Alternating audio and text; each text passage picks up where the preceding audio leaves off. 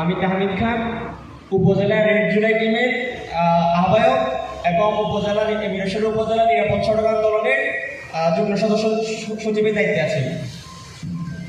আজকের এই মুভমেন্টে আমাদের জন্য মিরসরাই থানা প্রশাসনকে অসংখ্য ধন্যবাদ।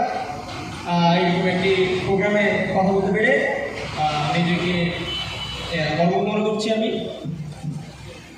আমি শুধুমাত্র একটি পয়েন্ট উল্লেখ করব, আমাদের মহাসড়কে থ্রি হুইলার অনেক পরিমাণে বেড়ে গেছে, যেটা আমরা উপজেলা প্রশাসন মহোদয় এবং জোরাবত হাইওয়ে থানা পুলিশ পার্টিকে আমরা বারবার স্মরণ করে দেওয়ার পরেও ওনারা এটা নিয়ে কার্যক্রম করতে খুবই দ্বিধাবোধ করতেছে মনে হয়।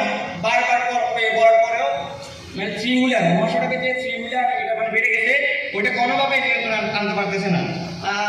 আমি মিরসরাই থানা প্রশাসনকে করবো গত 2 সপ্তাহে শুধুমাত্র থ্রি হুইলার রং সাইডে চলার কারণে এই মিরসরাই সদরে প্রায় 2 জন শিক্ষার্থী আহত হয়েছিল, শুধুমাত্র থ্রি হুইলার রং সাইডে চলার কারণে।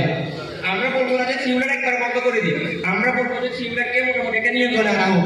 আমি মিরসরাই থানা প্রশাসনকে এটা অনুরোধ করবো যাতে ওনারাও উপজেলা প্রশাসন এবং হাইওয়ে থানা পুলিশ পার্টির সাথে সমন্বয় করে যেভাবে হোক থ্রি হুইলারটি নিয়ন্ত্রণে আনা যায় সেই বিষয়টি ব্যবস্থা নিতে।